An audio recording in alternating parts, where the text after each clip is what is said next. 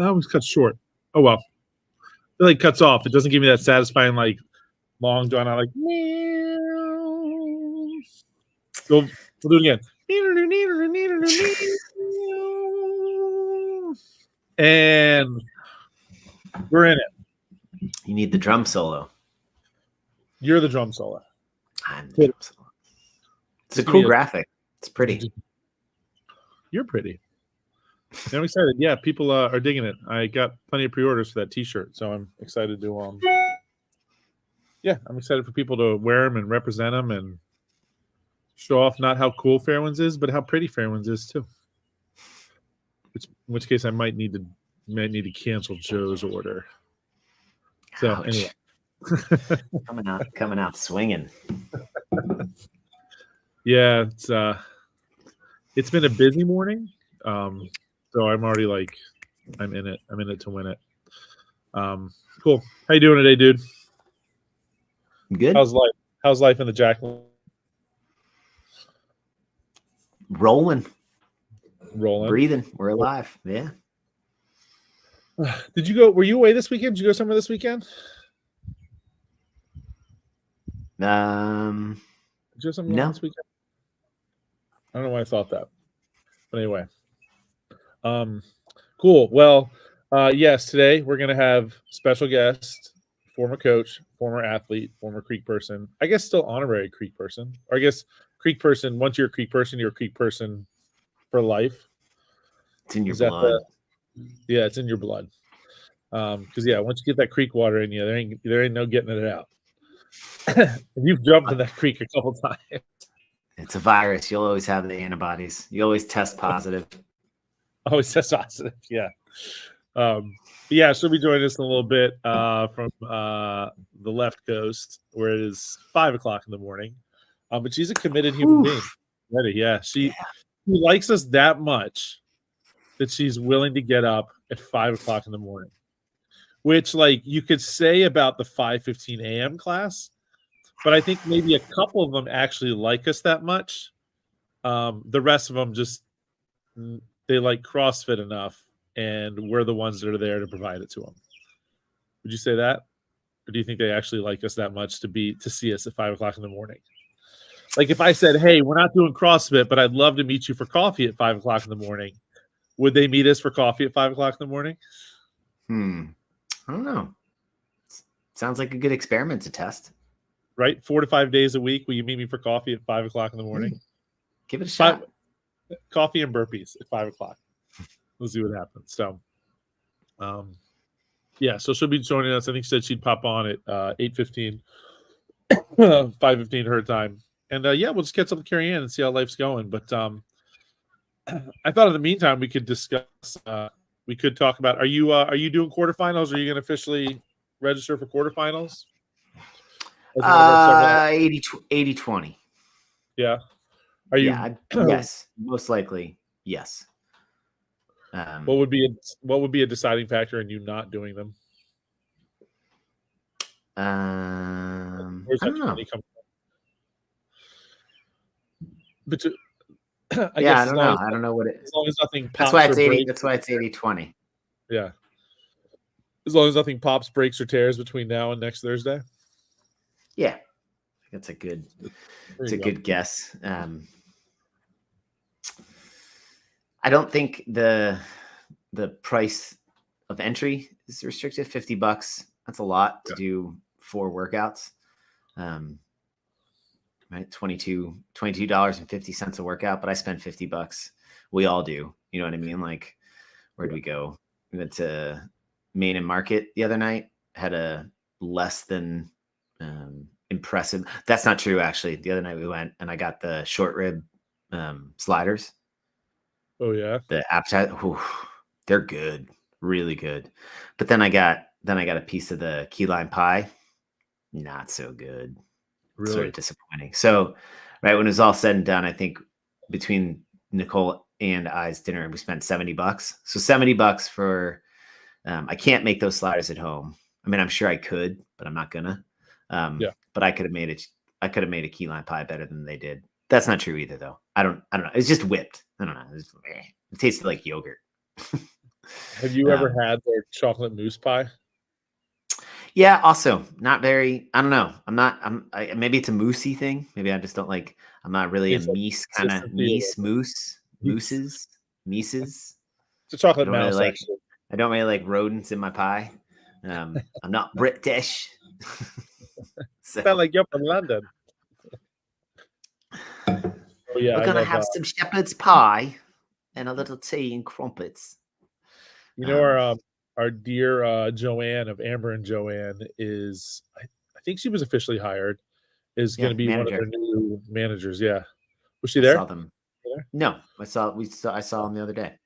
Yeah, We were yeah. talking about it. So, But yeah, so the $50 isn't an issue. Don't know what my shoulder will let me do. We'll see. So it's just kind of a it's exciting-ish. I'm at that age group where I don't know. It's all right. Like I got to do more mental gymnastics than I would normally do to kind of get excited around it.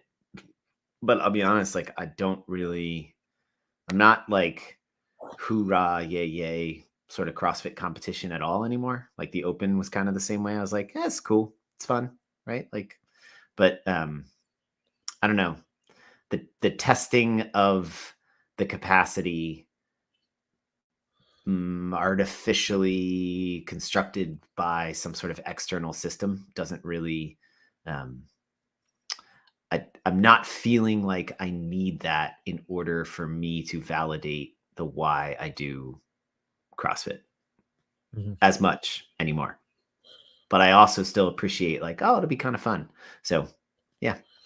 So what is your if it's not like the open, if the open isn't like your if it's not your like and I would say I don't think the open or like that sort of competition / test. I don't know. Maybe that hasn't. I don't think that's always been your why, or I don't think that's really been your why. But like, what's your like? What is your like? The open's the test to kind of see how you've made that round from next year. Are you just? Is it not really like the standard that you want to use as your test for where you're at in your fitness? Is it more your day by day? Is it more like the benchmarks that show up in the programming, or is there something totally different now? Is the like this is my like CrossFit does this for me, and as long as it does this for me, that's my benchmark? Probably the latter. Yeah. Right. Well, so Dad, what is Dad, you want to go? Yeah, Dad, you want to go play golf? Yeah, sounds great. Yeah. We get in a cart or we're walking. Sweet. Play 18, finish the 18, and I don't feel like I got run over by a car. Yeah. You know what I mean? Like that's it. And then I can turn around and do whatever. And also I did, 5 rounds of 2.5 minutes of overhead squats, lateral hops, and, sold my soul on a bike, 2 hours before one of them asks to go play. You know what I mean? Oh, no, I can't. I just crushed myself in the workout. You know what I mean? Like, like that's it. Like, and we went hiking in Colorado and could basically do whatever I needed to do, even though I was dealing with a shitty calf injury because of something stupid from fucking CrossFit. You know what I mean? Like that's the part where those things, the open quarterfinals, trying to max out on a lift, trying to PR a benchmark, invariably lead to some sort of restriction or obstacle for doing what else I want to do. When did I start? 2009. So yeah, 15 and a half years later, I finally am starting to learn like the BS artificiality of a benchmark, not as a benchmark for itself to test. I think that is still a critical component of it as a methodology. But I, as an addictive personality who doesn't know how to turn off a switch, gets myself into trouble.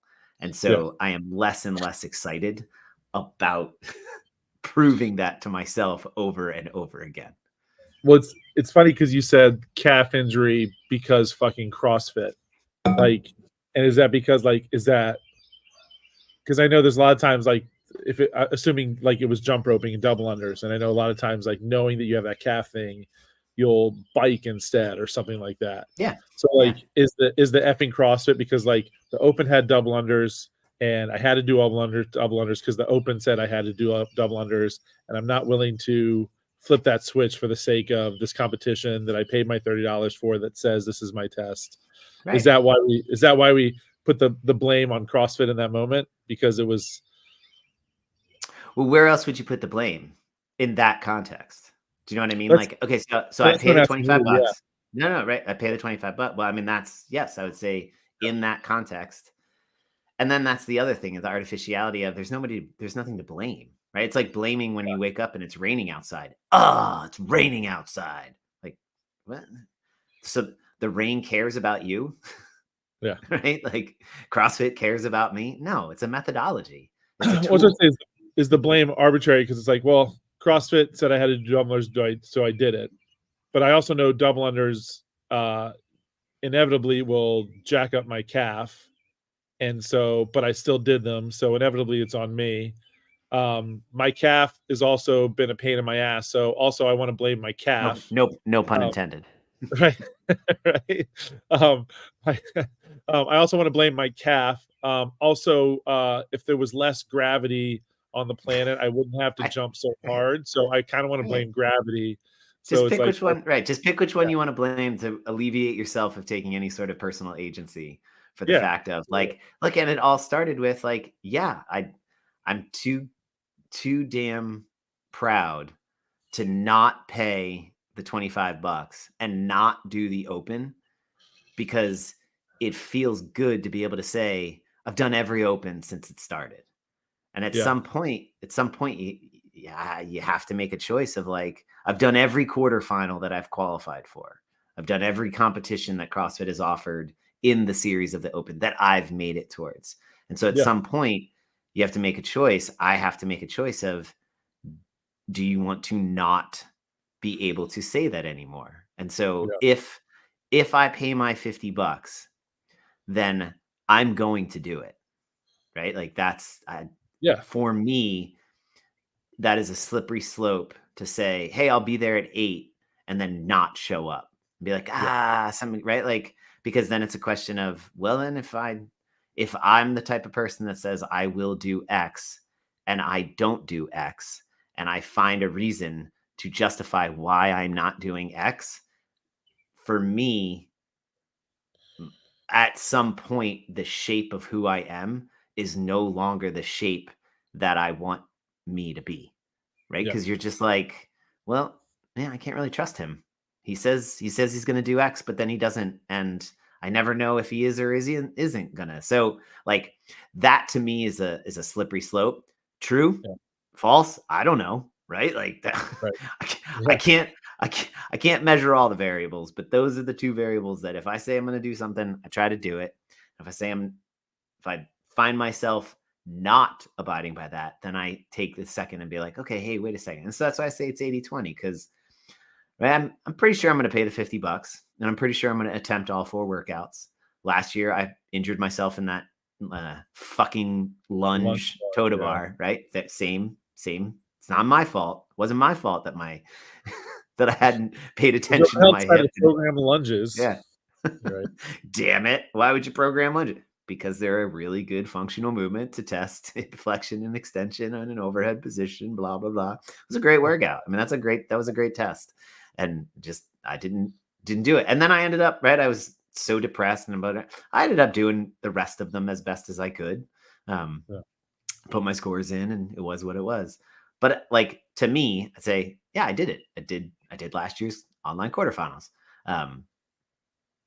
This year, I'll probably do the same thing.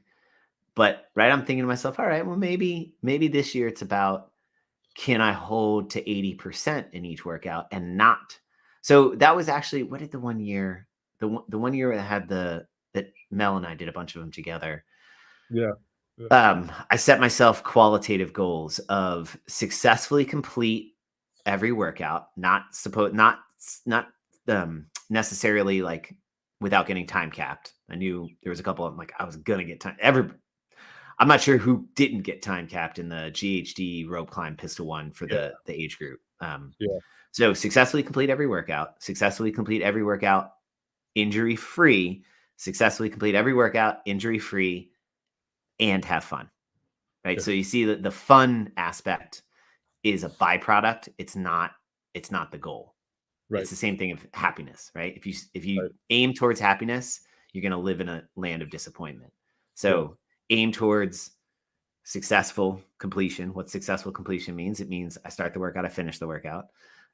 Injury free, excellent. What does that require? Well, that's going to require, like, move at a pace that requires you not to overextend or overexert, and happiness. Well, if I do 1 and 2, 3 will probably be a successful byproduct. So maybe that's the goal this year. It's the same thing. Though there's a social component that I'm trying to figure out. Like, in all honesty, if they come out and I can do them all in the garage, I'd rather do that. But I know, so That's your game. Andy, Luis, and Joan, like, trying to figure out how the 4 of us can, like, make it where we're all sort of together. There she is. Speaking of happiness. Wow. Good morning. Holy crap, it's early. It's so early. Like, it's pitch black outside. Uh, I'm not used to seeing you not as a blonde. Yeah, Speaking it's of crazy. Yeah. Dark side. I almost was like, I think that's Carrie Ann, but I'm not totally sure it's Carrie Ann. Yes, Oh, there's Fiona. Hi, Fiona. Hi. Real quick, Fee is intentionally showing you that she recently lost another tooth. Amazing. And then another one is extra loose. I have 3 wiggly ones. She has 3 wiggly ones. And I lost 5. I think I have 3 wiggly ones too, but I don't think that's as much to celebrate. And I at lost what, In fact, I at what think age? At what age ahead. does losing body parts stop becoming your primary source of income? I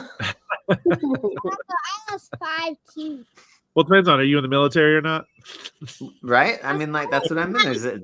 It gets dark real quick. That's not just dark Carrie Ann. That's just dark. Really dark road. Yeah. But yeah, I mean, that, right? Like, that's how, I mean, I'm trying to think of, like, the boys. They're 17 and 18 and 20. I'm trying to, like, they don't lose body parts anymore, but, like, we're still their, I think, primary source of income. They try to make money on their own in their jobs, but, like, shit hits the fan. And I'm thinking, like, I was 26, 27 before I had, like, finally cut all ties to my parents. Like, we got on our own cell phone. I wasn't on their insurance anymore for the car. Like, it wasn't until we got back from Japan that, like, that all was like, all right, I'm married, have a kid on the way, should probably have my own cell phone plan, should probably have my own car insurance. That's cool. You beat my kicked sister. me off. Yeah, my mom kicked me off as soon as I was like 18, but my sister is still on her phone plan. So I don't know. Yeah. It's just like the older sister thing, I guess. Like, doesn't seem fair. Yeah. My dad cut me off completely about 3 years ago when he died. What a jerk. Whew. You want me to text you offline, buddy? You doing all right? Eric, you feeling okay? Everything okay? Do a little, like, send you like somebody hugging a golden retriever, just like, oh man, it's okay. That's why I got a golden retriever. That's why I got him. It's the only one who hug you. Retriever. Daddy, how fast can I ride on my bike? I don't know. Let's go see how fast you can ride on your bike. 3, 2, 1, go. There we go. If I'm on it, I'm riding. All right, but Ride to London town and back, and time yourself. But you now remember though, your brain doesn't like bruises, so make sure you put a helmet on it. Okay. Always a good idea. Can you say how many get Sounds good. See ya. Drive safe. All right. Anyway, A little preview So, of the college drop off. Yeah. yeah. So anyway, how are you, Carrie Ann? I'm good. I'm here. You know. I You got are my here. Coffee, so we're chilling. It's all good. For any for any listeners that don't know this face or this name, Carrie Ann was she was an early adopter to Fairwinds CrossFit. She was a coach at Fairwinds CrossFit, and now she decided between coaching CrossFit and photography, she was way better at one than the other, and so she decided to continue to make her career of that out on the West Coast in San Diego, where she is quite the artist. So that's Carrie. But we like to pop her back into the podcast every once in a while, see how she's doing, and you go from there. So, but we were just talking about the quarterfinals and the Open and why do the Open, and if you're injured, why you can blame the Open, and why you can it and all that stuff. So all that fun stuff. Did you do the Open? I did not do the Open, so I can't add to this conversation, but I was aware of the workouts. But other than that, no, I didn't. So I wish I did, though. But I'm not actually part of a CrossFit gym, so. Yeah, you get your setup in the garage, correct? Mm-hmm. Yeah. Yes. And are you still doing CrossFit to some extent, or are you mixing it up a bit? Yeah, kind of like mixing it up. Still doing like high intensity stuff and functional stuff, but I'm not like actually a part of a CrossFit gym. It was just like I was when I moved here, and then the pandemic happened, and then I started working out at home, and then I also started doing more yoga. So I've kind of been like switching up what I've been doing, but still very much involved in CrossFit. Just didn't do the Open. Yeah, it's there's plenty of people that are involved in CrossFit that didn't do the Open for the exactly kind of Jack, what you and I were just talking about. It's like it's why do you know why you're doing the Open, and if you don't really have that answer, then what's the point? And so anyway, but that's awesome. Well, I appreciate you. You mentioned you do some of your training in the morning around this time, and so I was saying it was that sounds actually cool. That's the purpose of this podcast, is to interrupt people's training regimens to just sit down and drink a cup of coffee and chat shit for a little bit. Yeah, and it's just I was like thinking like I used to be so like only an evening workout person, and now I'm like only a morning workout person. Yeah. Like my brain I can't do it in the evening. So it's funny. Do you think that's a function of just by the time you hit that time of day, you just don't have the kind of psycho emotional energy, desire? Yeah, I also think like I was just never really a morning person. I don't know, something changed when I hit my 30s. And like when I started working out in the morning, I noticed how it changed the whole course of my day. And like I was just having more productive days, especially now. Like my work schedule is so different because I primarily work for myself. So I'm like in charge of myself all day. And so I noticed that when I work out in the morning, I just like have way more energy to then go do like all the other things that I have to do. And I'm not like thinking about it. Like, I'm like, okay, cool. I just got this done. Now I'm going to go do the rest of my day, versus like having that, knowing that it's at the end of my day. It's like harder for me to focus on the things that I have to do before that, if that makes sense. Yeah. Totally. So, yeah. So, yeah. Yeah, sometimes when I it's my workout will happen anytime. It could be any. Obviously, I like to shoot for the morning, but then when I'm coaching in the mornings, I'll shoot for the afternoons, or like I'll have a plan to do in the afternoon, and then it turns into something completely different. And that workout might be like, I'm going to do today's workout, or it's going to be I'm going to load up a backpack and take the dog on a log walk, sort of thing. But it's one of those like, if I get it done in the morning, I feel like the rest of my day is going. But if I have to put it off until later, I feel like it can be it's almost, for me, it can almost be like a distraction from like I have to figure out somewhere to get it in and finding the right time to do it. And there's plenty of times where I would say I'm much better in the last few weeks. I feel like I've been much better about like treating that. And I've told people to do this before, and it's easy to tell people to do it, but actually do it yourself. But like even if it's for 30 minutes, treat that like if I had set up an intro with somebody at 3:30 in the afternoon at the gym, I'm going to, come hell or high water, meet that intro at 3:30. And so try and whatever that 30 minutes, whatever that thing is at 3:30, if it's a version of the workout, if it's a dog walk. There was one day, literally, the kids and I were just doing like sprints out in the grass. Like I was like, hey guys, we're gonna run around and I'm gonna time this one for How every much 2 is that? minutes, and we're done. That was 2 minutes and 22 seconds. Can you believe that? So here, Amazing. 2 minutes and 22 seconds. Okay, perfect. And now the world knows Fiona's bike time was 2 minutes and 22 seconds. Why don't you go inside, get some water, and rest? And I will talk to you in a bit. No, I love you so much. I am not thirsty and I do not like to rest. I you know that. All right. Well, then I would love to see the plants you garden. Love you. Bye. I already.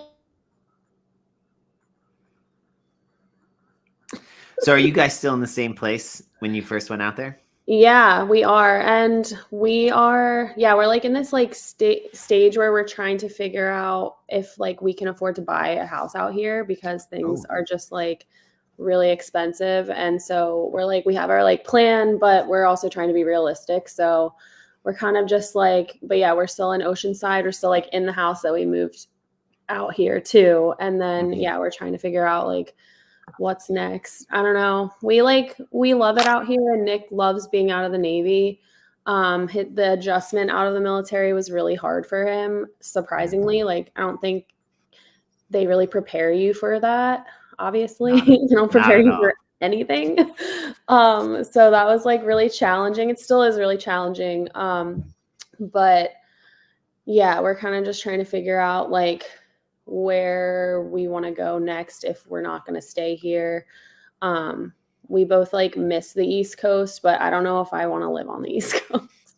I'm so accustomed to like West Coast everything. So yeah, but my dad lives in Arizona, so like that's a consideration would be Arizona. But yeah, just trying to like wait it out and see what happens. Yeah. I mean, I remember I've had this conversation with enough people over the years. Like there's Colorado, Utah, New Mexico, right? Like similar to Arizona, if like deserty, mountain, kind of high.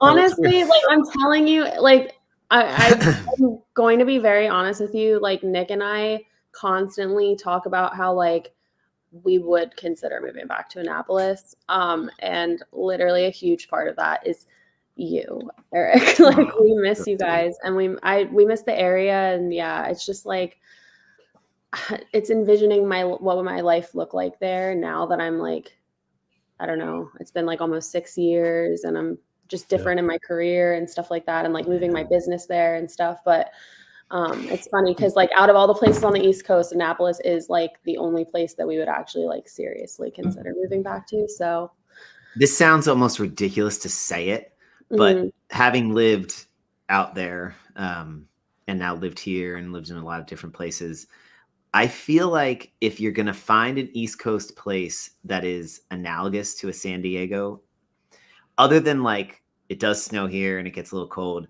but you are, and I get it, like, and when I say San Diego, I mean like you could be in Temecula, you could be in Mountain View, like you can be out in where you are an hour and a half to 2 hours from skiing in the winter, and you are an hour and a half to 2 hours from the ocean and surfing with Delaware and Maryland beaches. Now, the skiing is like a pale shade of the skiing that you could get in the West Coast, and the surfing is a pale shade of the surfing, but it's like ocean, mountain, and you live right by the water. It's not, you know, it's the bay and stuff, but like I've watched the boys kind of, they fish, they surf, they mountain, or they ski, they snowboard, and they do all of it, all 4 seasons. And I'm like, this is as if, yeah, totally. Like of all the places on the East Coast that I've lived, this is the most analogous to somewhere on the West Coast or somewhere that has access to all that stuff. And it's 90 minutes to 2 hours. I don't know why you go to Philadelphia. Has nothing to offer except for cheesesteaks and muggings. You literally. Yeah. And I'm from there. Yeah. No, I'm not really. I'm from you guys know I'm Yeah. suburban, right? Like Mhm. it's how many people are actually from like Paoli and they're like, I'm from Philly. No, you're not. You're from Paoli. It's like, It's totally no, different. Yeah. no. But right, like so I think that that instinct that you're feeling is totally legit. Mhm. Yeah. And it is funny because we have both said too, like Maryland is like the East Coast version of like what feels like California to us in some Yeah. ways. So Yeah, it's a weird, it's a little blue. yeah, yeah, Right. You get a lot high taxes, but the yeah, roads are kind of nice. yeah, Right. You got a lot of things that you pay for. yeah. California, you go a little north, you got Hicks with trucks and guns. Seriously. Maryland, you just got to get to the Dina or down Yeah. into La Yeah. Plata, right? Like Shady there side. you go. Get the Yeah, shady or side. shady side. You don't even Yeah. have to go that far. Just cross the Go South for it. River and you're Exactly. basically in Alabama. I Yeah, mean, so like, so exactly. yeah, there's like it's just like mirror images of each other. But yeah, Maryland Seriously. very much. Yeah. I I know. found Colorado is very similar, like Denver and Yep. like around like kind of the Boulder suburbs of Denver. Like you Nice. might as well Yeah. be in California. You Yeah. just drive like 20 minutes into kind of mountains or south. My buddy lives up there. Matt's going to school out in Colorado. Oh, in the fall. really? Where's he going? University of Colorado at Colorado Springs. Oh, that's down in awesome. yeah. Josh is going to go to Coastal Carolina and Myrtle Beach. Oh my God. That's so Yeah, exciting. Both of them for golf, PGA management. In the We business. talked about this on the podcast, Carrie Ann. Aren't you a regular listener? Or Yeah. Man, Oh yeah. yeah. Wow. oh, right, Colorado There's- Springs. sorry, Right. Oh, everyone. Yeah. But anyway, Colorado yeah. very similar. Where like the second you get outside of kind of like the Denver-ish area, Mhm. it's like, Where am I? This Yeah. is awesome. Like Yeah. that guy. I don't think that guy had any teeth, and he had like he had more guns than he has teeth. Exactly. That's so accurate. no. So yeah. So, But yeah, so I think we just sold you then. That Maryland's where you need to be. A little bit. I'll definitely, I'll tell Nick about this conversation. We'll mull it over. Sam the barber at Capital Barber. He's getting really busy, and he needs stylists. It's funny though, because Nick talks about haircuts all the time, and he was talking about your haircut, and I don't know what he said, but he's like, I bet Eric gets like this and like this, and he was just like assessing your haircut because that's what he does now that he's a barber. He just looks at people's Yeah, but hair. that's also because I asked him once, like, if you were me, how would you do this head? And he kind of hit it on the spot. I was like, yeah, that's Oh, that's funny. He's like, I would shave off half, and then the other side long, and then comb it over. But then in the shave side, carve like your initials. I think that's what he suggested. Oh wow, okay. I don't want funny. Nick to see my haircut. Honestly, he would be impressed with your haircut because I think the last time he saw you, you were rocking the long hair style, which is what Nick has. Nick's hair is just like he just pushes it back, wears a hat, and it's like down to here. So he's Was a his hair barber. that long? Yes. Oh my God. Yes. Yeah. It's You really gotta- long. you gotta take a picture, yeah. Yeah. He stopped getting haircuts once he stopped having to. That we all go through. That's part. I think that is a critical part of the transition process. Yeah. Yeah. I You mean, gotta it makes grow so your much hair long. sense. Yep. Yeah. You got to grow a goatee or a beard at his some facial point. hair. Yeah. Yeah. Shave it all off. He did that too. Yeah, he went through a phase where he shaved it all off and then started over again. Yeah. You get 2 or 3 cycles of that. And then at some point, like you kind of just like standing around staring and like, all right, I guess I got to figure something out. Yeah. Yeah. Yeah. It's like, I don't want like what it was, but I'm not Right. digging this. So like some version of Right. the middle would be good. You got it. You find the Aristotelian mean, that golden road somewhere Yeah. down the middle. Yeah. Just don't part your hair down the middle. That's weird. No. Yeah, that went out in like 98. Well, that's why he like just pushes it back because it starts to naturally do that. And he's like, I'm not trying to do that. So he hides it with a You hat. can train your hair, right? Like you can train it to do. Yeah, just takes but it time. looks good when you have a haircut like that. But when his hair is just like long and the guy has not had a haircut in like 6 months easily. It's like a CrossFit coach that doesn't do CrossFit workouts. Exactly. A barber who doesn't get haircuts. I don't know what to think Seriously. about that. Yeah. A skinny chef. Yeah. If a chef is fit because they do CrossFit, can you still trust their food? Like, is it they're like making really? Because you ever hear that, like, don't trust a skinny chef because they're obviously not eating their own. Yeah, but they do CrossFit, Yeah. so they're fit. It's a good Huh. question. Interesting. I'll have to think I feel about like that all day and let you know. So Right. Drew and I, Drew on a random invite last week, invited me to this steak tasting at the Spotted Pig. I think it's called the Spotted Pig in anyway. And so there's like 2 hours. This guy like pulled out a bunch of cuts of meat, talked about grilling them and cooking them. We cooked them, and then he'd slice them and he'd have them. And he made a point of, he's like, by the time this is done, you're going to have had about anywhere between 8 to 12 ounces of steak. And he's like, I want you to ask yourself, like, are you full? And I was really full. And he goes, that's the difference between eating crap and eating something of quality. And Right. so you don't have to eat a lot if you've quality sourced your stuff. But at the same time, like, you got to get out of the habit of thinking like, I just need to eat more and more. So in that mindset, Eric, I think you can have a skinny or a fit chef if somebody is sourcing and preparing their stuff well. Then you don't need to eat a lot of it, because when you eat it, it's satisfying and it satiates sort of the hunger and the desire. And right, you're in that sort of balanced approach to your consumption. I bet in that case too, you're probably slowing down and enjoying your meal more, which will also satiate you, as opposed to like, Right. say, trying to eat when you have 3 kids at the table and one's crying, and one's getting up Right. from the table, and the other one spilled their drink, and you're just trying to shovel it in because you're trying to get to bedtime. There. Where's that golden retriever? Yeah. All by myself. Oh man. So oh yeah, good stuff. So we're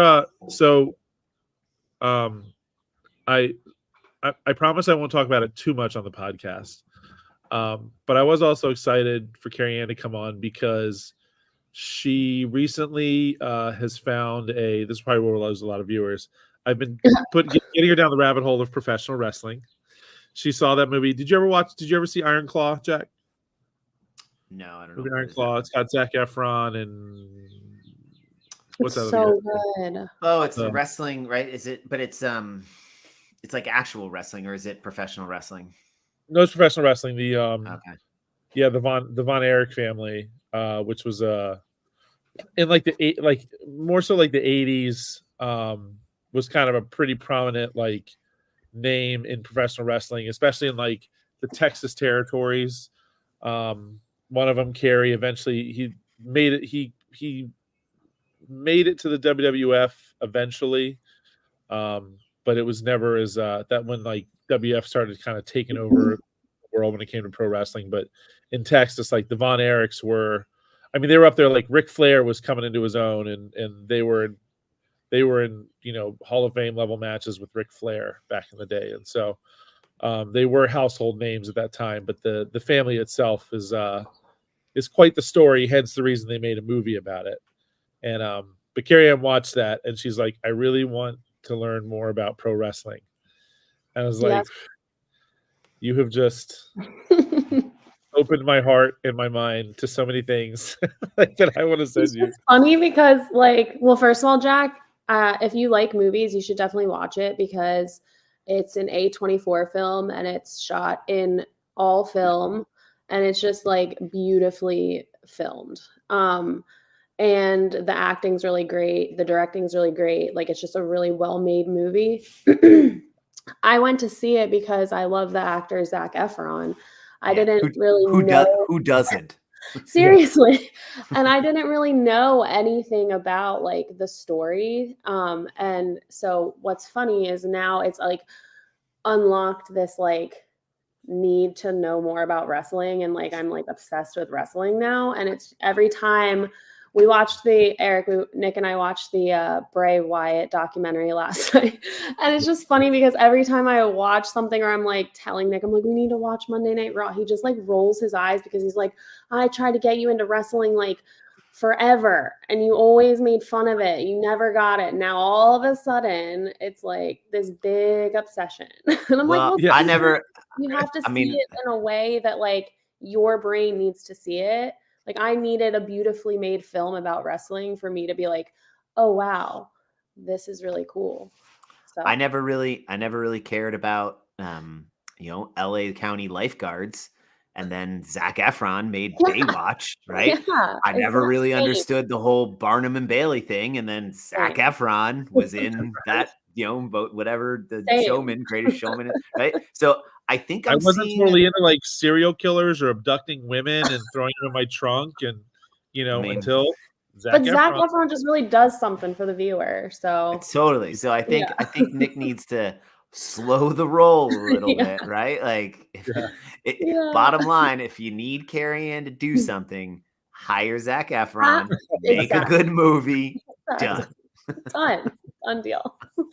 Exactly. So I would argue that that movie, like wrestling, is pro wrestling is like the setting, the family, like the story is about the family. Pro wrestling is their profession. Like I wouldn't even say that it's a movie about pro wrestling. It's a story about this family and their history and the fun that comes along with the name Von Erich when you go down that road. And I think like for someone like me who like didn't know, like I only knew about like wrestling honestly through Eric. Like and Nick like watches like WrestleMania and stuff like that. But like so I think like it made it a little bit more like attainable for me because or like for someone who doesn't know anything about it, like it's kind of like just an introductory to like this is kind of the world of wrestling. And I think the decade that it's set into, like the late 70s, early 80s, is just interesting to me. So I think that's also why it was just the perfect movie for Carrie Ann. So like the clothes they were wearing, the music they were like the soundtrack to it. Oh yeah, I mean, literally, like when they all come out to Tom Sawyer, I mean, that is like one of my favorite songs. So good.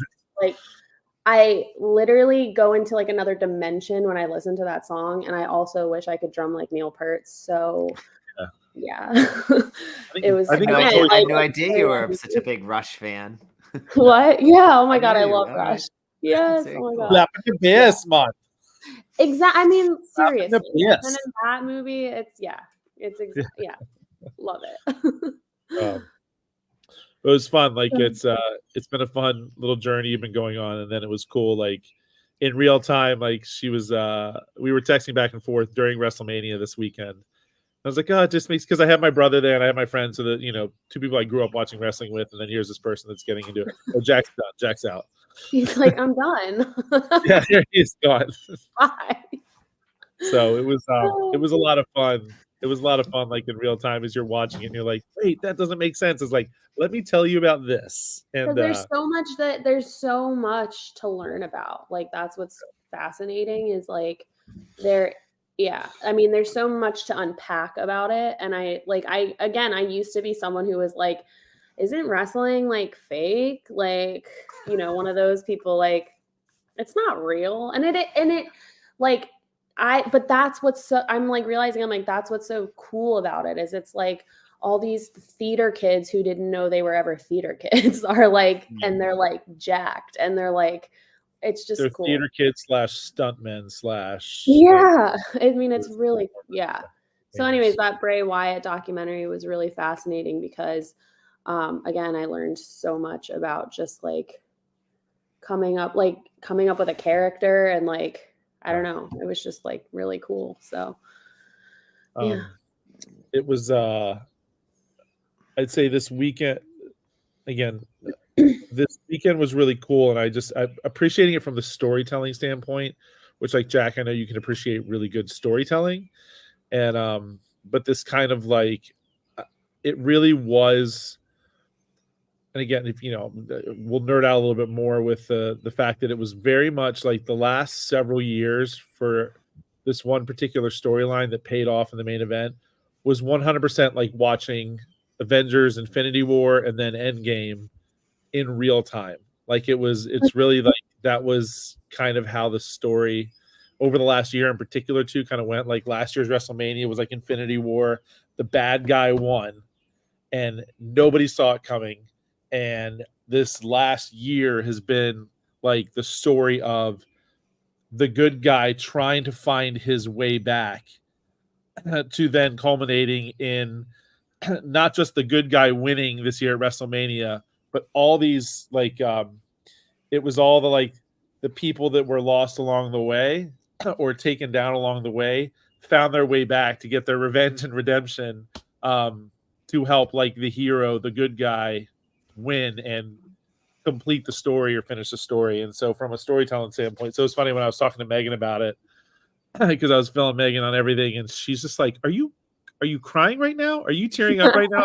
It was so good. And like, again, it's everyone has their thing, and people want to, I'll leave it here, but like people there's a stigma to pro wrestling and people turn their nose up at it, whatever. I don't care. But it's like, it was so cool. It's this thing that I've always really, really enjoyed. And it was done.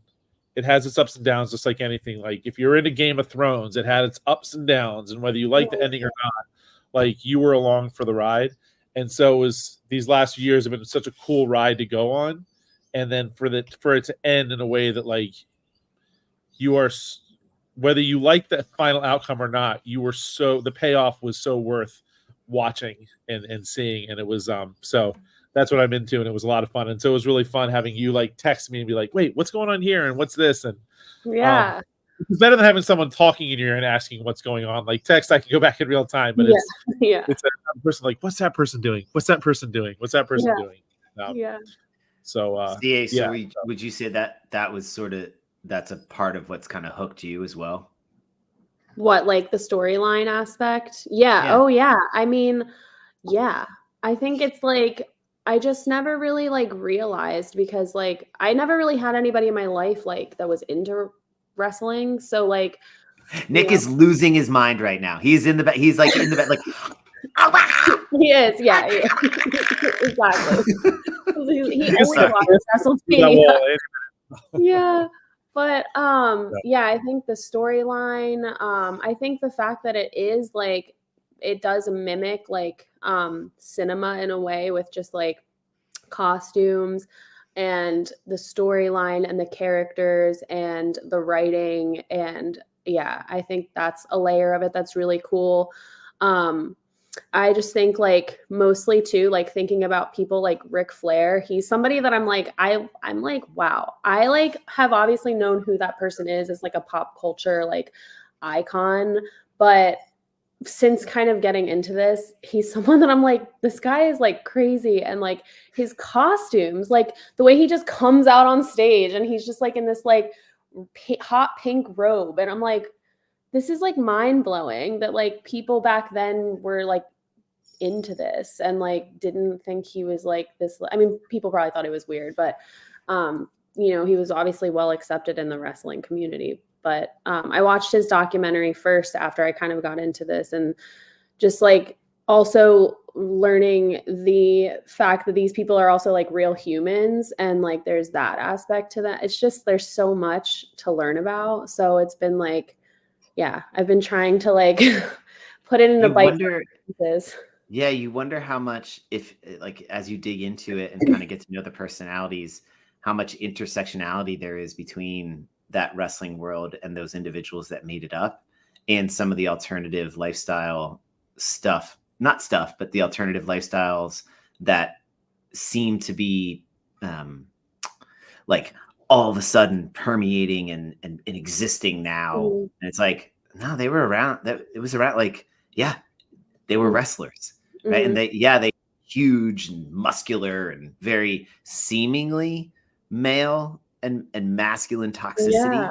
It wasn't. They were actually, that was just their way of sort of like putting that as the sheen or the shell, that actually they were these types of personalities. I don't know if that's a true fact, but I wonder how much overlap and maybe the belly button or the mediating term is what you said about, they were theater kids. They were people that loved the arts. They were people that wanted to express themselves in alternative ways, and they had no outlet. So they got big and strong and became professional wrestlers. Yeah. Or like this guy, Bray Wyatt, that I watched this documentary on last night. It was so cool to see like how he was really like an artist and like had all these ideas for characters and like just the whole like because like I really related to this person because I'm like watching him like direct his promo and he's like, okay, it's gonna be shot like this and then I'm gonna say this and like I'm like, whoa, like there's so many like common interests that I have with this like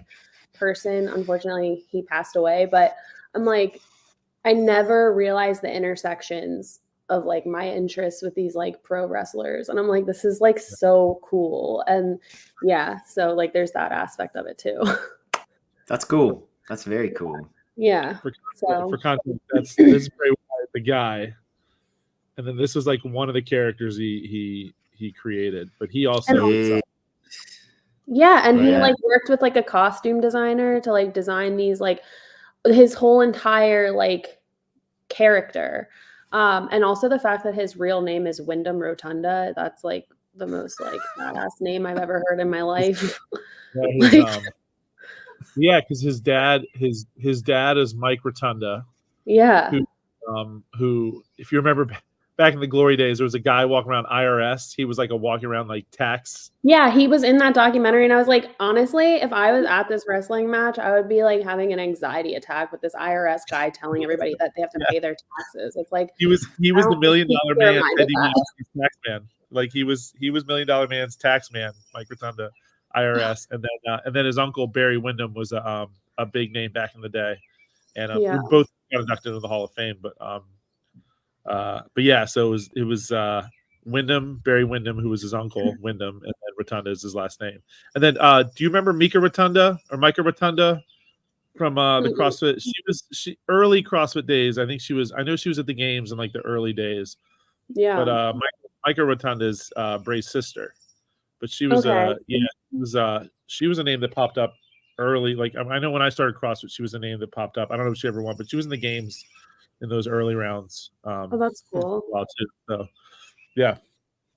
But so anyway, yeah, that was it's fun having that connection, and I appreciate people.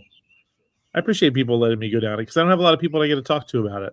And yeah, I can imagine. Can you imagine? Can you see yourself going to a WrestleMania or to? I literally told Eric, I'm like, I'm going next year. Like, I'm like, cool. Yeah, because like I want to experience it in like real life, and like, yeah, of course Nick was like, are you freaking kidding me? Like, I mean, he would go, obviously, like he loves it. So yeah, Are they held in the same spot every year? No.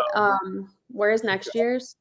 I don't know if they announced it. I thought I heard it was going to be in Minnesota, but I'm thinking that's the Super Bowl. Maybe. But yeah, they usually announce it. They usually announce it the night of the current WrestleMania. Is WWE privately owned? Is Vince anymore. McMahon and his? So they're a public company now. It's public now. It's owned by. It's like TKO, which also owns UFC. And Vince McMahon sold majority of his shares.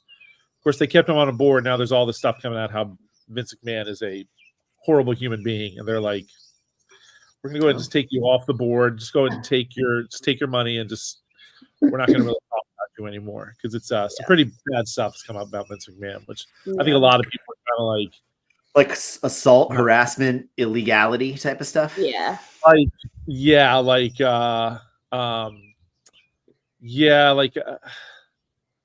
The word, let's say the word trafficking has been thrown around. Oof. Oh wow! So like really bad stuff. a white rich Western man abusing his power. That's so weird. You never hear stories of that. I know, it's like crazy. Major abuses of power. So strange. And, I feel like somebody should come up with some pithy thing like, absolute power corrupts absolutely or something like that. I don't know. Some sort of superlative universality that captures, the worsts of human nature. Yeah. Yeah. You should get on that, Jack. I'll work on it. In all your spare time. That'd be great. So I have one question, and I hope it doesn't open up like a rabbit hole, but I'm just like, because this is all new to me. So it's like, where does the storyline go now, and like what happens for Cody Rhodes? That is like one thing I wanted to ask you. $1 million question. I don't know. Like that's Okay. it's like because it's Because you said this has WrestleMania. been like a like big build up like over the course of years, so that's where I'm Yeah, just like, yeah, WrestleMania is usually kind of the payoff, but sometimes like this is called long-term booking or long-term storytelling. But yeah, so the question is like, where do we go from here? Like, where does Roman Reigns been the champ for only Hulk Hogan? He was real close to Hulk Hogan's record for longest reign, but it's a question of like I don't know. And a lot of what's fun about it is everyone can come up with their guess and try to figure out what they think is going to happen or where they think it's going to go and who's going to be the next person to kind of rise to the occasion. And it's fun to guess and then see how it plays out. And a lot of times, as much as you think you really have no idea. Mm-hmm. And so again, it's just like watching. Again, I always take it back to like Game of Thrones. Like even if you read the books up to this point, you're not really sure where the books are going to go. When you were watching the show at the time, you can guess where you think it's going to go, but you just have to wait and find out. And so that's always the fun. But the people that play in these things, for the most part, have an idea of where they want to go. I mean, I think Roman Reigns was champ almost 4 years ago, but Cody Rhodes wasn't in the picture until 2.5 years ago. And so this obviously wasn't the end that they had envisioned. But I think that's what makes good storytelling too, is if you see something's working or not, be willing to make that pivot. And I think that's where it's gotten a lot better, especially as Vince McMahon has stepped out of the way. He's like, no, I know what I'm doing, damn it. And he would go that way and then would leave the fans lacking in interest. And so make that pivot is always, it's knowing when's the right time to make that pivot and then take it, own it, and go with it. So we'll see. So it's a good time to start because everything's kind of fresh. Kind of fresh. Okay. That's almost like the universe had my back or something. Yeah. So. They even keep saying this is like they almost keep saying too, like this is like a new era in wrestling. Like, Paul, it's the new era of wrestler fans. There it is. It is like if you're getting into it, now's a good time. If you're wondering if you should get into wrestling and like if you're going to, now's a good time to do it. So because everything's fresh and there's all kinds of stuff coming down and it's new creative. Like I said, Vince McMahon's out. His son-in-law is actually running the show to an extent, with the exception of the powers that be that are The Rock, one of the members on the board of TKO. So it's anyway, it's a good time. It's fun. As The Rock said, wrestling feels cool again. And I think people that don't watch wrestling would argue that wrestling was never cool. But that's what somebody would say when they're not in the circle. So I think it's really cool. I really do. And I was not in the circle until like 6 months ago. So I mean, it is like CrossFit. If I tie it back, like when you talk CrossFit with your friends, it's like into bodybuilding, they're like, you guys sound like idiots. Like you guys are such dorks. Like it's like, oh my God, shut up. You don't know what you're talking about. But like, it totally is. Like CrossFit is that thing where it's this thing that you experience, that you do, and you have these people with, and you share it, and the outsider looking in is like, what the hell are these people even talking about? Like, who's into that? It's like, well, we are, and you are more than welcome to join us and come be a part of it. And if not, stay over there. Yeah. Stay over there, but so I guess that's come over here. So when's the moment that you no longer need that external recognition to validate your enjoyment of the thing that you like? I haven't needed it for a long time. I just like being able to talk about it. I like being able to share it. I don't think I've ever needed external validation for it. I mean, I will, with no shame, wear my Cody Rhodes t-shirt out in public, and I don't know. It's like it used to be like this thing where like if you like pro wrestling, like people are gonna think you're weird. I don't care. Really? Oh my God! I'm like ready to like. I'm gonna get a Cody Rhodes t-shirt. But I didn't realize that like people were like that. Like, I mean, I just like had my opinions on it, but it wasn't ever like I would never like shame anybody. Like, oh my God, you like pro wrestling? There's always been a stigma. And I think it's because it originated in the South, and it was very like blue collar, and it was very like drunken rednecks came and watched pro wrestling, and despite the fact that it's $1 billion industry now, and that Oh yeah, I was going to ask, is it makes more than NFL, doesn't it? Is it I heard a rumor, I heard somebody say something about like it's on par with the NFL as far it's as possible because a it's business. It's very possible. I've never looked at the numbers, but it's very possible. I wouldn't be surprised because it operates around the world, like people all around the Right. world. The biggest market is India. Like Yeah, India, so that's a huge, that's cool. And so and it's we've talked about this before. In Japan, it's a high class event. Like going to pro wrestling shows is like going to the theater in Japan. That was brand new news to me. Learning about Well, maybe you and Nick need to move to Japan. There you go. I definitely want to go to Japan. I don't know if I could live there, but I definitely want to go there. It's funny too because it's a very different style of wrestling. It's not as much storytelling as it is the spectacle itself of the moves and the wrestlers and the shots they take. Like there's the match is the payoff, not all the stuff that goes in between. There's not a whole lot of like storytelling in those matches. It's just that you have this guy versus this guy and get ready for a show, get ready for some theater. And so it's very different over there. In like Mexico and stuff, luchador wrestling, it's very high flying, smooth, like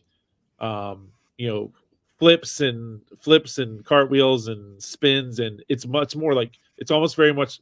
It looks very choreographed, like a dance. And again, it's very, but you see all these kind of intertwine, and so some of the guys you see are very. There's just all these different styles and all these different ways of watching it. Some people are into the slow WWE style, some are into the fast pace, high flying New Japan or Mexican or luchador style. But yeah, there's a little something for everyone. But like I said, I haven't needed external validation for a long time. I just asked Megan to just humor me sometimes. Like I told her, like after the big story with Cody Rhodes winning this weekend is his father, Dusty Rhodes, never held the WWE title, and it's been this thing that's been like eluding his family for decades. And his whole reason, he has this great story coming back to WWE, but winning the title was to like, it was my father never held it, and I need to held it. I need it to be in the Rhodes family, this and that, and this and that. So this whole thing is about. They've even argued this title was taken away from his dad. His dad won it, and then it was taken away on a technicality. And so the whole story was he needs to get this title back for his family because it was taken away from his dad. So anyway, that was like kind of the story. But at the end of it, his dad, and I was telling Meg, when Cody was a kid, his dad got him acting classes when he got into professional wrestling because so much of it is being able to make facial expressions and sell and act and da-da-da. So his dad pawned his Rolex to be able to pay for his acting classes when he was a kid. And like Cody talks about that all the time. He's like, they didn't have two nickels to rub together. And so he pawned his notch. And then he got as like a retirement gift from wrestling. And so anyway, a bunch of the guys found the watch that he had pawned and gave it to Cody the other night after he won the title. Oh my God. That's so cool. I was telling Meg that story and she goes, bull crap. Like, no way. Like it totally could be a story. Like that's the suspension of disbelief is pro wrestling. Like it totally could be a story, but it's also just humor me. Like let me live in that moment and that fun story of it's this cool come back around in the story of him and his dad. So anyway, yeah. Why do you always have to crush my dreams? I was like, Meg, just nod along and say, oh, that's cool. Like that's all I need. Like it's more I just need from her just to the words of the now former champ Roman Reigns, just acknowledge me, acknowledge this, and I don't even care if it's genuine. Just move on. But it's really so just now you've got CA you can FaceTime. You can be like, Meg, I got a wrestling call I gotta do. I got a business call. Have you told Meg about Zac Efron in the Iron Claw though? Oh, that may be a bridge. There you go. He is beautiful and he is wonderful. You can watch Zac Efron. He could sell me minute rice, and I'd be eating minute rice every meal. Seriously. We've been trying to watch that movie together for what feels like forever. It's hard to sit down and watch a full movie together because it means we're probably watching it at like 9:00 at night, and we barely make it past 10. Yeah. So, and it's like knowing that, like, is staying up late to watch a 2-hour movie worth being tired the next day, whether it's I'm getting up early to coach or we have a, busy day with the kids. So it's there's a give and take. Zac So Efron. I was just gonna say, if Zac Efron's, the star, He's worth the hangover. Yeah. So, but yeah, so we'll see. But anyway, yeah. So thank you for indulging me. But it's fun. Anytime. I'm a big fan now. Yeah. I'm eventually gonna start a wrestling podcast with my friends anyway, so that'll eventually be my yeah. I mean, the whole weekend. Seth Rollins, you got a connection there with Seth Rollins. Does CrossFit? Seth Rollins does wrestling. Done. Right. He owns a wrestling school that is attached to Black and Brave CrossFit in Iowa. I think it's in Iowa City. Yeah. So sounds like an ancillary program to be run at Fairwinds. WrestleFit. Yeah. Yeah. So anyway, but yeah, cool. Hey, how's yeah? I think we can go and put a bow on this one for the day. Or some would say a belt. Yeah. Yeah. For a long time you weren't allowed in WWE. There were certain words you weren't allowed to say. Because it's like you weren't allowed to call it pro. Like these were Vince McMahon rules. You weren't allowed to call it pro wrestling. It's sports entertainment, right? Okay. It's not a championship belt. It's a championship title. And then my brother would argue it's not a belt at all. Belts are supposed to hold up your pants. If anything, they're championship cummerbunds.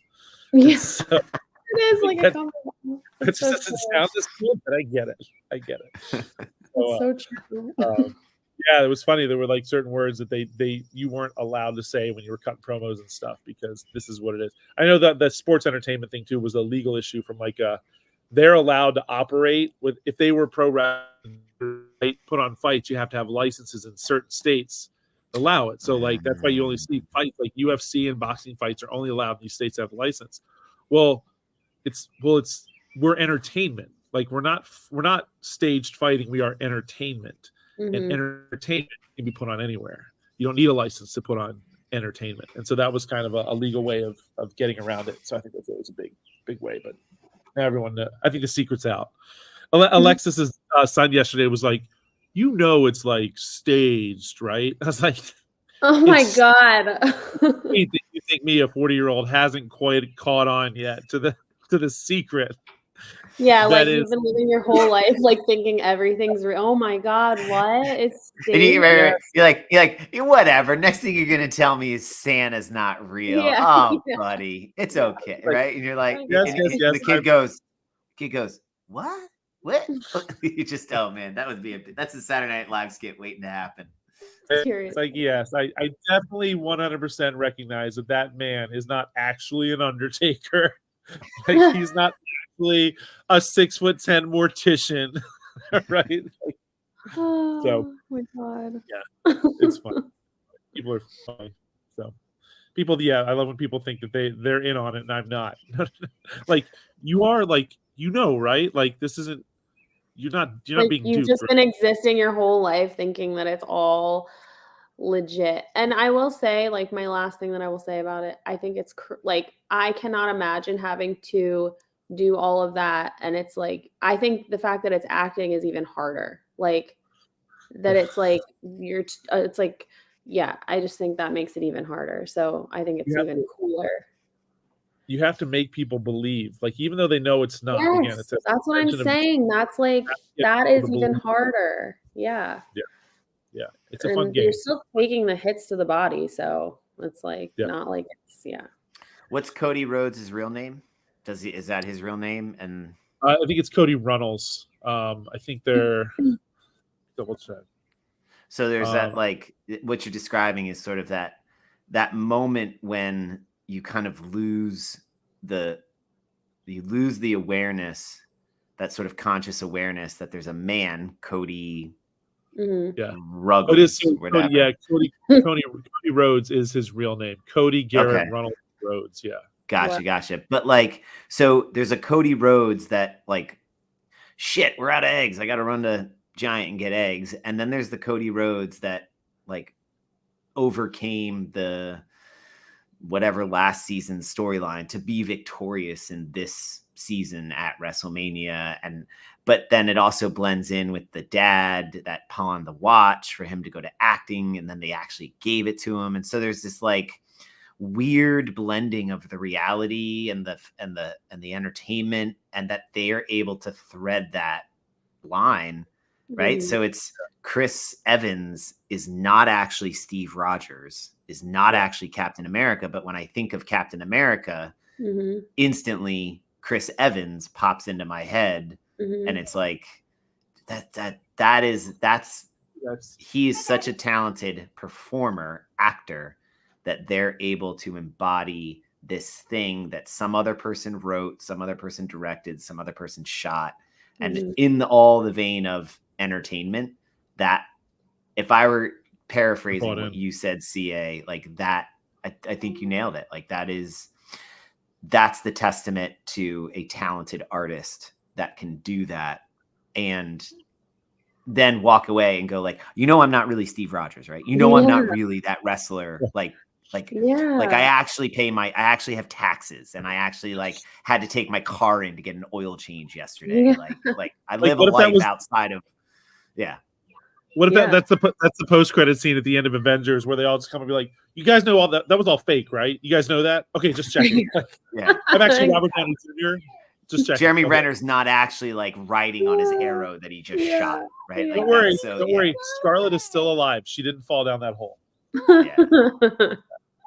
So like that's a cool. I agree. Like that is a cool testament to the power of the human imagination. That some version of us as a species can create that and have that affect on the rest of us. That's fascinating to me. Like that's just like, holy shit, that's cool. And that there's people that are like open to like living in that world, like or like experiencing that, because it also takes like the viewer to like be open to that too, and be like so much what I'm learning about pro wrestling is like how you do well in it is like how much you engage the audience. And like the one documentary I was watching last night, like the whole, basically his character is like this like cult leader from like the deep South, and like all the crowd would like have their phones out and they would call them like fireflies. Like if you're like imagining yourself like in the swamp, and it's like firefly, because he would come out with like a lantern. And so like that was part of like the craziness of like how he could engage the crowd in that way. And like, so yeah, like having a whole group of people that are just like into it as well. That's a powerful phenomenon. Yeah, I mean, I like literally never thought, if you would have told me this time last year, like you're gonna be really like into like pro wrestling, I would have been like, yeah, right. It's really cool. It's really cool. I really think the way she even kind of turned her nose up at it, be like, yeah, right, all right. Yeah. It's a beautiful. I mean, I was one of those people, like I wouldn't give anyone a hard time about it, but I was one of those people that was like, yeah, it's not like real, but it's like, that's what makes it cool. That's why it is awesome. So like, yeah. All right. But yeah, let's put a title cummerbund on this thing. Sounds good. And finish with our gratitudes. Mine's simple. I think just what we talked about. I think I'm just really grateful for the power of that human imagination, and then the presence of those that seem to be able to do it at a level that just blows my mind, of like, holy crap, and sort of maybe a humility that instills in me of like, wow, that's, I can appreciate it, and I can see it as a function of, it's not a difference of kind. Like I can feel a similar power of imagination in myself, but the degree to which the efficacy that somebody who is truly a great artist does, I think that that exists in our species as a capability, I think is, I don't know. I think that's, it gives me hope maybe for our kind as we progress into the future, despite the, our seemingly innate capability of destroying everything that we have. there's also that equal power of creativity, and that's kind of cool. Hmm. I think with that too, I think it's taking that to like as kids, like I mean, I watch them all day, every day, and like they let their imaginations just run wild, right? Like they just take whatever comes their way and they just roll with it, and they I mean, they're out here. Whoever was out there digging in the dirt yesterday, like just talking to himself, picking up worms, like Fee, please don't. Fee, can you move away from Everett with that before you cut his toes off? Thanks. But it's like, but as adults, we become very like. I feel like we're not as willing to let our imaginations roll sometimes, and it's because everything is very real now. We have things we have to think about it, and so whether it's pro wrestling or whether it's diving into a book or a series of books or a movie or something, just kind of let yourself go for a minute and just be a part of it. Just be a part of it and enjoy the ride for what it is. And then when it's over, you can go back to all the real stuff, and because it'll be there for you. And I think that's maybe that's again, that's why I don't need validation for it. And I think it's always been pro wrestling's always been a great medium for me to be able to do that. Is just I let myself just enter into that world for a little while, and then I'm just able to really enjoy it for what it is, knowing that knowing what goes on behind the scenes and all that. And sometimes that almost makes it even more interesting to kind of see the process. I don't always I know the final product, I see the final product, but I also get it behind the scenes of the process, and I kind of know how it works. And I think it just gives me more appreciation for it. So anyway, that's I think that's mine. Just let your imagination go and just take the ride for a little while, and then come back to reality when you're ready to, because it'll be there for you. Don't worry, reality ain't going anywhere. Seriously. That's kind of what I was going to say is mine too. Like the ability, like this past year was one of like the hardest years of my life. And the fact that despite that, I could still like find something new to learn about and to get excited about, especially as an adult. Like I think that is harder to do when the stressors of life are like coming at you. So I'm just really grateful for the ability to have like an open mind and to learn something new and to get excited about something and feel like a kid. I feel like that, like this feels very like not like minimizing it, but like just kind of like the excitement I feel over it. I feel like the same way a kid would feel over like, I don't know, finding something new. So That's very cool. Cool. Yeah. Good well, thanks for getting up with us, CA. Yeah, it's bright out now, so this was great. Gratitude for Carrie Ann was just like without any qualms. I'm like, we record at like 8 a.m. She's like, I'm up that early anyway. I'll see you there. I was like, she didn't even. It wasn't even like really. It was she was right out of the gate. Like, cool, I'll be there. Yeah, and I'm gonna go work out, so it's easy. Go. Bam. Yeah, I like it. Exactly. All right, appreciate you, CA. I'm really appreciate you guys. It was so good to see you back. Good catching up. Yes. All right. We're gonna shut